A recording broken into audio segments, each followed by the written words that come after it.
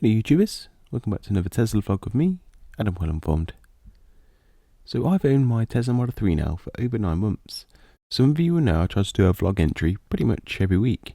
I generally feel proud and empowered by switching to a zero emissions vehicle that I wanted to add to the existing catalogue of videos on YouTube covering topics that have potentially been missed, but also adding a different stance or just a genuine opinion or exposure on certain topics. Driving an electric vehicle raises a lot of questions when all you've known is petrol, diesel or gas. It's been embedded in our society since the old horse and cart days, before we were even born. But if I engage in conversation in the street with a bypasser, people are generally interested and ask how the car is, why is it so special. So I thought it would be a good idea to collate 7 features that just make sense about the Tesla Model 3, and if you had been that bypasser yourself, just without the awkward small talk.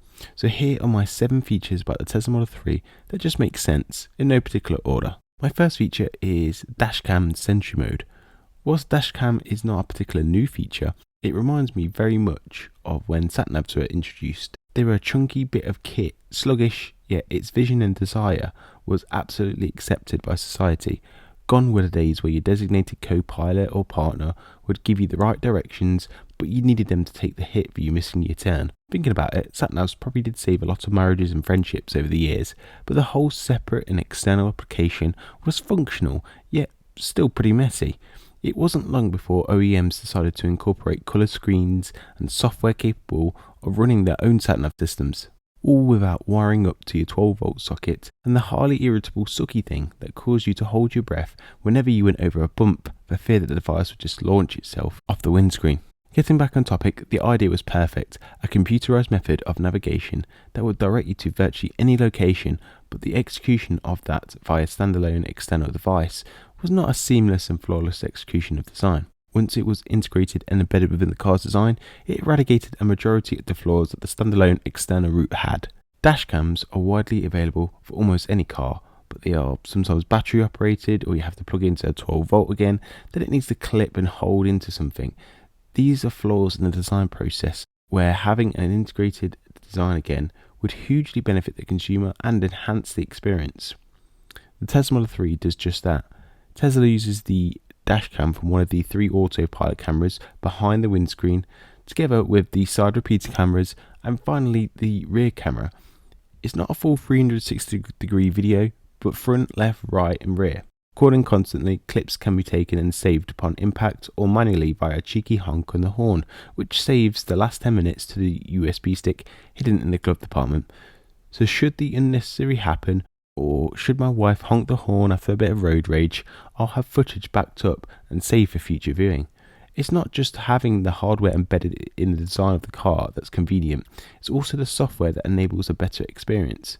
Over-the-air updates have allowed for viewing that footage within the car, whereas previously you'd have to plug the USB stick into your computer to just look at the video files. It was a good little over-the-air update that saves the driver a lot of time by just being able to view such footage in the car itself. Sentry mode then builds on that, and it's a feature you don't truly appreciate until you get hold of it. So for those unaware, Sentry mode uses the same dashcam cameras to monitor the car when the car is locked. So if you're parked in a doggy area, and I mean dodgy, that's completely different car park than the one I intended, Sentry mode gives you full peace of mind that should someone key or scuff your car, the car will automatically capture and save 10 minutes worth of footage again. Bringing in that software point, you can program the car to deactivate Sentry mode at certain locations such as home or work, and that way you can save a little bit of battery life if you have full confidence Sentry mode is not required in that location, and saves you manually turning that function off. But both of these features come as standard in all the Model 3s or Model Ys, and it could literally save you time, money and bring justice to criminals. It's not exactly a superhero ability, but it's an underrated one at that. Quick reminder, please can you support my channel by hitting the like button, subscribe button and the notification bell. Just a quick gesture really helps me out if you enjoy Tesla EV content like this. The second feature pretty much speaks for itself and needs no introduction, is the Supercharger Network. This has been one of, if not the greatest advantage of owning a Tesla. Software. This seems to be a recurring theme because Tesla has calculated this at the very beginning and executed it with precision. Having a reliable, consistent and easy to use infrastructure of rapid chargers increases confidence in long range trips.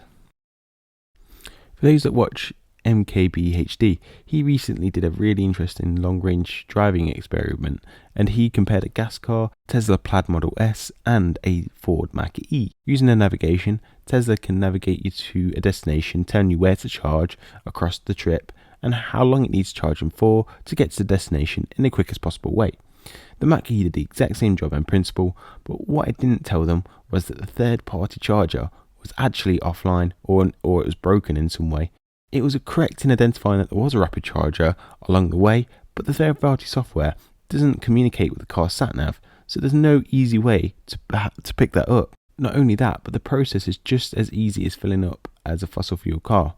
If not easier, just plug the lead in and it will tell you when it's done charging. The car knows that it's been supercharged thanks to the software handshake, and it also knows to charge you via your credit card details you hold on your Tesla account. So there's no need to deal with any payment requirements on site.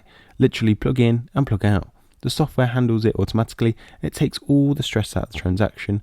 The infrastructure then takes the stress out of the range anxiety on long road trips with a reliable network of high performance chargers.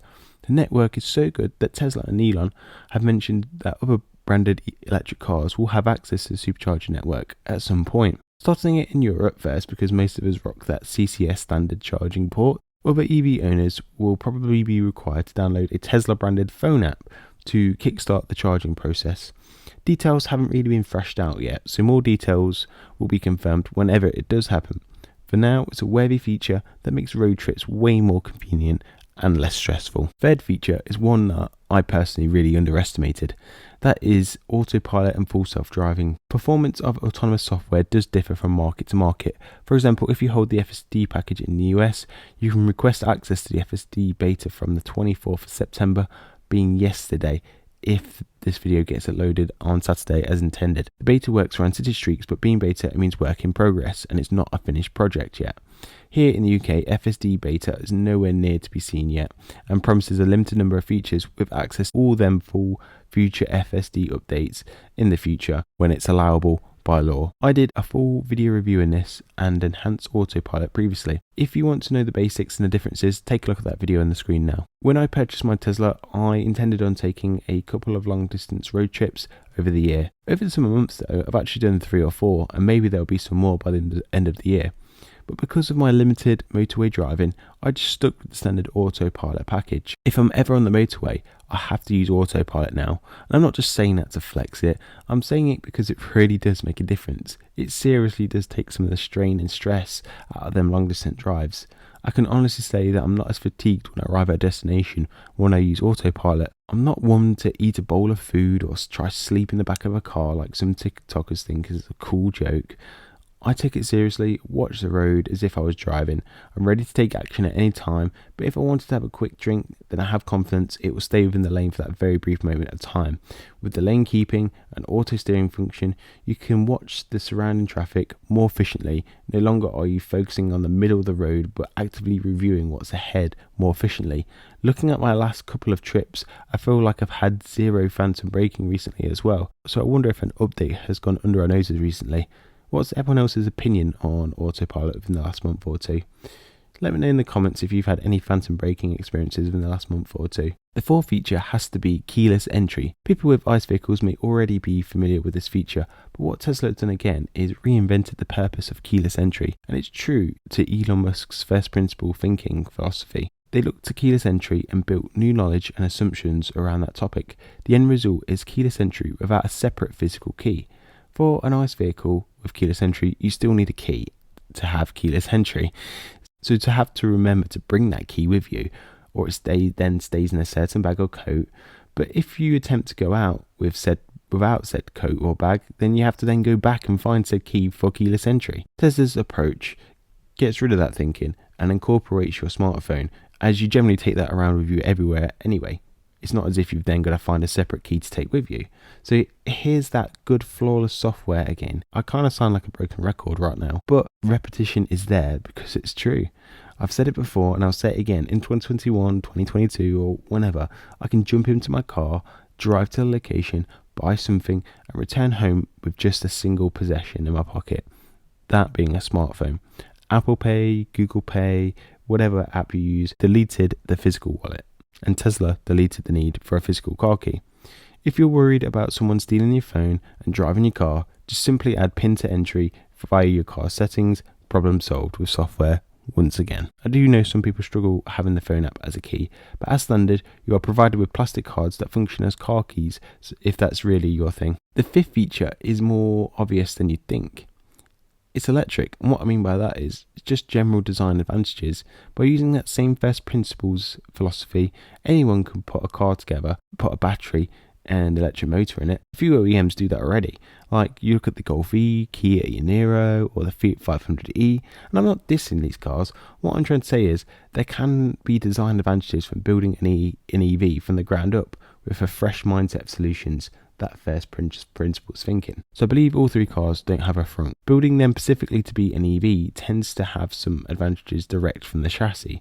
So the Tesla Model 3 has a decent sized frunk. I used it more recently for a road trip to separate my food and drinks from my luggage in the boot. Going back to Kia and Hyundai, they're both actually releasing some new EVs called the Ioniq 5 and the EV6. You may have already heard of them. If my facts are right, I believe they both now have frunk. Not similar to the size of the Model 3, but there's still capacity for one now, and that's probably because it's a dedicated EV this time around. So kudos to them for releasing two dedicated EVs capable of having these design advantages too. It's not just the frunk and the front of the car that benefits from being a dedicated EV. The car also has a super deep pocket in the boot department, and there's no gearbox transmission box at the rear of the car for increased comfort and footroom for the backseat passengers. There are solutions that stem from having a no compromise design. All around the car, you'll find similar changes, and mostly to do with the electric-only design and vision approach. Electric cars are also massively more efficient from a well-to-wheel basis than a fossil fuel car, so just generally running on electrons can be easy on the wallet and doesn't negatively affect the air quality around you as a zero-emission emitting vehicle. The sixth feature worthy of mention is the single feature packed screen and the zero dash button approach. The screen acts as a single central system for entertainment purposes where applicable. So should the wife go shopping alone, I can then entertain the kids with Netflix or YouTube from the comfort of the car. The case is even bigger in the winter as the car stays cozy and the ambition to move out of the car into the cold then becomes lower. Whilst I'm driving, I also find the addition of Spotify premium connectivity a useful and great addition to the car. I have a great catalogue of songs and podcasts right at my fingertips, and I tend to use the voice recognition software to change between songs, etc. whilst I'm driving, because it's just easier to do than typing it on the screen, and also extremely dangerous if I'm driving. I also prefer the big screen estate for the sat-nav experience. It's easier to see and changes can be made in just a few taps. Having a zero button based dashboard means the dashboard can be easily cleaned and it's not cluttered with dedicated buttons for almost every function in the car.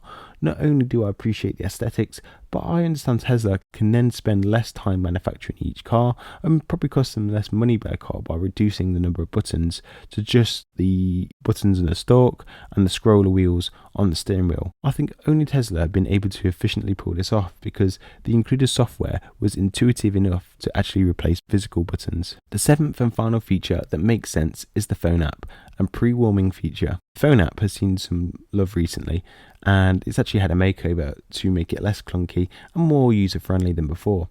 As we head into winter, a big win is the preheating car function. I used this almost every day last winter to get the car into that sweet spot for temperature efficiency, but also for cabin temperature convenience.